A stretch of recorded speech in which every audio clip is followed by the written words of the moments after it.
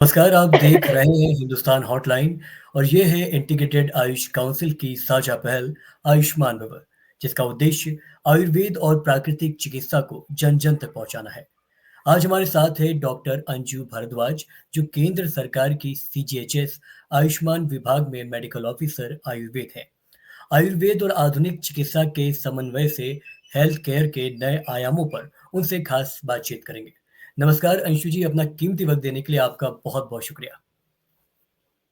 नमस्कार सौरभ जी और मैं आपका धन्यवाद करती हूँ इस मंच पर मुझे बुलाने के लिए। जी, बताइए। सीधा सवालों से शुरू करते हैं अंजू जी।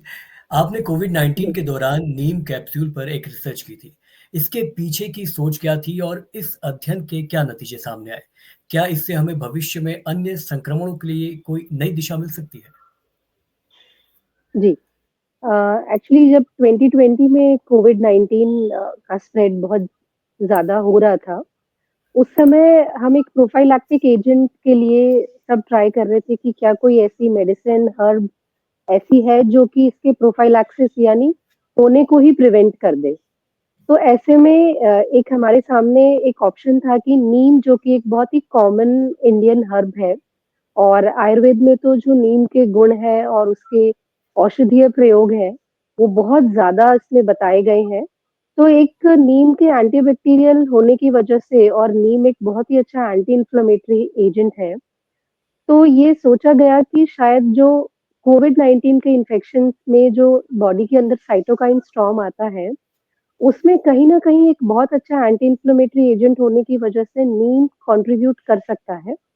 इसीलिए हमने हेल्थ केयर प्रोफेशनल्स में जो भी डॉक्टर्स, नर्सेस, फार्मासिस्ट, टेक्नीशियंस और अदर जो हेल्थ केयर स्टाफ है, उन सबको इसमें इंक्लूड किया इस ट्रायल में और एक 2 ग्रुप का ट्रायल किया जो कि एक डबल ब्लाइंड स्टडी थी।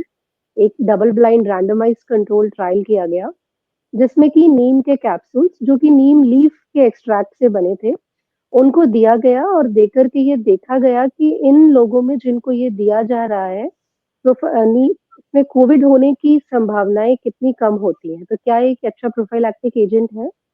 और जब हमने रिसर्च को कंप्लीट किया तो हमें इसमें जो नतीजे मिले वो काफ़ी एनकरेजिंग थे कि जो नीम है, उसने एक बहुत ही अच्छा प्रोफाइलैक्टिक एजेंट की तरह काम किया और जो रेट था कोविड पॉज़िटिव होने का, वो उस ग्रुप को जिस ग्रुप में नीम एक्सट्रैक्ट दिया गया था, उसमें कंपैरेटिवली कम था। और दूसरी बात जो इसमें आगे आई वो ये थी कि नीम एक बहुत ही सेफ मेडिसिन है, तो नीम से कोई भी adverse effects major adverse effects कुछ देखने को नहीं मिले। तो एक ऐसी मेडिसिन का मिलना जो अपना काम इफ़ेक्टिवली भी करे और उसकी सेफ्टी प्रोफ़ाइल भी बहुत अच्छी हो, ये एक बहुत ही अच्छा नतीजे थे उसके और कुल मिलाकर के जो ये स्टडी रही, इसने फिर से जो नीम के औषधीय गुण हैं और नीम के जो उपयोग हैं, उनको फिर से ये बताया कि नीम एक बहुत ही अच्छा एजेंट है, जो किसी भी इस तरीके की इन्फेक्टिव कंडीशन जो कि कोविड-19 या किसी भी वायरस से होती है, उसमें नीम एक बहुत ही अच्छा रोल प्ले करता है। ये इसके जी, नतीजे रहे थे ट्रायल के। जी, जी। इसी के साथ अगले सवाल की ओर बढ़ते हैं। अगर संक्रमणों की बात करें तो क्या आयुर्वेद केवल रोग प्रतिरोधक क्षमता बढ़ाने तक सीमित है या फिर आधुनिक बीमारियां जैसे डायबिटीज, हाई बीपी, हृदय रोग आदि के इलाज में भी महत्वपूर्ण भूमिका निभा सकते हैं? जी, अगर हम बात करें आयुर्वेद की, तो आयुर्वेद एक जीवन जीने का तरीका है, कि कैसे हम एक अच्छा जीवन जी सकते हैं और इसमें दोनों ही जो डोमेन्स है वो बहुत इम्पोर्टेंट है। पहला है कि प्रिवेंट करना डिज़ीज़ेज़ को, कि हम हेल्दी हैं तो हम हेल्दी बने रहें और दूसरा आता है डिज़ीज़ को क्योर करना। तो स्वास्थ्य रक्षण पहला आयुर्वेद का एम है कि हम अपनी हेल्थ को मेंटेन करते रहें, तो जो कि आज के टाइम पे बहुत ही ज़्यादा रेलेवेंट है क्योंकि नंबर ऑफ डिज़ीज़ेज़ बहुत ज़्यादा है।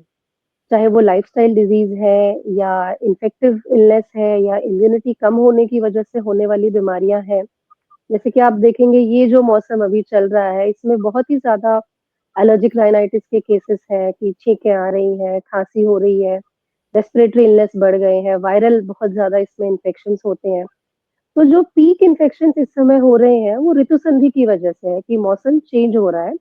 तो आयुर्वेद के जो कॉन्सेप्ट्स हैं, प्रिंसिपल्स हैं, वो उस समय भी रिलेवेंट थे जब आयुर्वेद लिखा गया था और आज भी रिलेवेंट है कि उसकी बहुत ज़्यादा रिलेवेंस बढ़ जाती है क्योंकि अभी हम जो देखते हैं कि इम्यूनिटी का कम होना एक कारण है कि कोई भी इन्फेक्शियस डिज़ीज़ जो है वो बहुत जल्दी तेज़ी से स्प्रेड करता है और अपने सिम्पटम्स को जाके बॉडी में दिखाता है। दूसरा जिनको हम लाइफ़स्टाइल डिसऑर्डर्स कहते हैं, जैसा कि आपने कहा कि डायबिटीज़ है, हाइपरटेंशन है या दिल से जुड़ी हुई बीमारियाँ हैं, ओबेसिटी यानी वज़न बढ़ना है, महिलाओं में और पुरुषों में इनफर्टिलिटी का बढ़ना है, पॉलिसिस्टिक ओवेरियन डिज़ीज़ है। यानी बहुत सारी ऐसी बीमारियाँ हैं, जो आज के टाइम पे बहुत ज़्यादा कॉमन हो गई हैं, जिनका कोई एक कंप्लीट क्योर ढूँढ पाना मुश्किल नहीं है। बहुत मुश्किल है जिनका क्योर ढूँढ पाना और उसमें अच्छा मैनेजमेंट ही उनका इलाज है। बेसिकली आप एक पर्टिकुलर ड्रग नहीं दे सकते कि ये मेडिसिन इस डिज़ीज़ की है। उसमें आपको पूरा खाने-पीने से लेकर के आपका रहन-सहन, दिनचर्या सब कुछ करेक्ट करना पड़ता है, तो आयुर्वेद बिल्कुल रिलेवेंट है आज के टाइम पे और जी। आयुर्वेद में डाइट के प्रिंसिपल्स बहुत अच्छे बताए गए हैं, जो कि बहुत यूनिक कंट्रीब्यूशन है आयुर्वेद का, जिससे जी। कि हम इन बीमारियों को बहुत बेहतर तरीके से डील कर सकते हैं। जी, जी, जी, जी। बिल्कुल, बिल्कुल समय का थोड़ा अभाव है इसलिए तुरंत मैं अगले जी, सवाल की ओर बढ़ूँगा और काफ़ी संक्षिप्त में समझना चाह रहा हूँ कि आयुर्वेद में जी, सिर्फ़ दवाओं से नहीं बल्कि जीवन शैली और थेरेपी से भी इलाज पर ज़ोर दिया जाता है। ऐसे जैसे जी, मालिश की बात करें तो किन स्वास्थ्य समस्याओं में ये विशेष रूप से लाभकारी होती है और क्या हर किसी के लिए ये उपयुक्त है? जी। मालिश जैसा आपने कहा कि मालिश जो है ना एक इंडियन ट्रेडिशन का बहुत ही इम्पोर्टेंट पार्ट रहा है। कोई भी ऐसी इंडियन फैमिली या इंडियंस नहीं होंगे जो मालिश जिन्होंने कभी की नहीं होगी, कराई नहीं होगी या जो उसके बारे में ये नहीं कहेंगे कि हम इसको नहीं जानते हैं। तो सब जानते हैं, बहुत ही कॉमन है। अगर हम आयुर्वेद से बात करें तो आयुर्वेद में इसको अभ्यंग कहा गया है और अभ्यंग के लिए हम यूज़ करते हैं ऑयल का। तो स्नेह यानी कोई भी ऑयल यदि हम बॉडी को दे रहे हैं, मसाज दे रहे हैं, तो हम बॉडी के अंदर वो ऑयल जो है वो अब्ज़ॉर्ब होता है और वो अब्ज़ॉर्ब होकर के अपनी मेडिसिनल क्वालिटीज़ जो भी उस ऑयल की हैं, वो शो करता है। तो एक अभ्यंग एक थेरेपी है आयुर्वेद में। पंचकर्म जहाँ पे हम डिस्कस करते हैं कि जो डिटॉक्सिफिकेशन जो थेरेपीज़ हैं, प्यूरिफिकेटरी थेरेपीज़ हैं जो, उनका एक बहुत ही इम्पोर्टेंट पहले किए जाने वाला प्रोसीजर है, अभ्यंग है और डेली रूटीन में हम देखते हैं कि अभ्यंग जो है जितने भी पेशेंट्स हमारे पास आते हैं जोड़ों के दर्द वाले, या तो वो कहीं से ऑलरेडी अपना मसाज करवा चुके होते हैं, खुद कर रहे होते हैं या फिर वो एडवाइस हमसे लेने आते हैं कि हम करें तो किस ऑयल से करें, क्या करें? तो इसमें मैं ये बताना चाहूँगी कि अभ्यंग जो है या जो आयुर्वेदिक मसाज है, ये कभी भी हम अपनी मर्ज़ी से उसको शुरू कर दें करना और हम सोचें कि इससे हमारी बीमारी कम होगी, सिम्पटम्स कम होंगे, ऐसा नहीं होता है। कुछ कंडीशंस हैं जहाँ पे यदि आप मसाज करते हैं, वहाँ पे जी, हेल्पफुल होता है और कुछ कंडीशंस ऐसी भी हैं जहाँ पे ये बीमारी को बढ़ा भी सकता है। जैसे जी, कि यदि पहले से जोड़ों में सूजन है, बॉडी के जी, किसी भी हिस्से में सूजन होना, शरीर में बुखार होना, आपकी बॉडी में अगर इनडाइजेशन है, आपका खाना नहीं पच रहा, आपकी भूख बहुत ज़्यादा कम हो गई है, तो उस समय पे आपको कोई ऑयल मसाज यदि सजेस्ट कर देता है या आप खुद करवाते हैं ऐसे किसी जॉइंट पे जहाँ पे मसाज है, जैसे छोटे जोड़ सूज जाते हैं, रूमेटॉइड आर्थराइटिस की जो समस्या है, वहाँ यदि आपने मसाज कर दिया तो आपके सिम्पटम्स बढ़ जाएँगे, आपकी जी, प्रॉब्लम बढ़ जाएगी।